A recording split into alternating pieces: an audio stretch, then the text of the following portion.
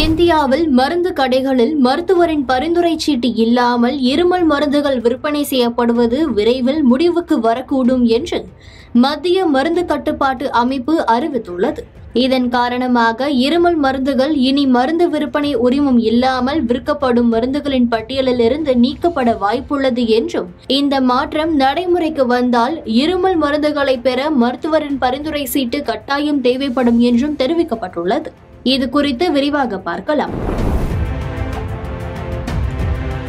மத்திய பிரதேசத்தின் சிந்த்வாரா மாவட்டத்தில் மாசடைந்த இருமல் மருந்து குடித்ததால் செப்டம்பர் மற்றும் அக்டோபர் 2025க்கு இடையில் 5 வயதுக்குட்பட்ட குறைந்தது 24 குழந்தைகள் இறந்தனர்.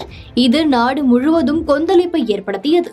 இந்தியாவிலிருந்து ஏற்றுமதி செய்யப்பட்ட இருமல் சிரப்கள் கெனியா, உஸ்பெகிஸ்தான் மற்றும் கேமரூன் போன்ற நாடுகளில் குழந்தைகள் இறந்த சம்பவங்களுடன் தொடர்பு படுத்தப்பட்டதை தொடர்ந்து சர்வதேச அளவில் இந்தியா மீது அழுத்தம் அதிகரித்தது. தற்போது இருமல் சிரப்கள் ஸ்கெடியூல் கே, தினசரி குறைந்த ஆபத்துள்ள மருத்துவ பொருட்கள் பட்டியலில் உள்ளன. இந்த குழுவில் உள்ள மருந்துகளை முறையான மருந்து விற்பனை உரிமம் இல்லாமல் கிராமப்புறங்களில் கூட விற்க முடியும்.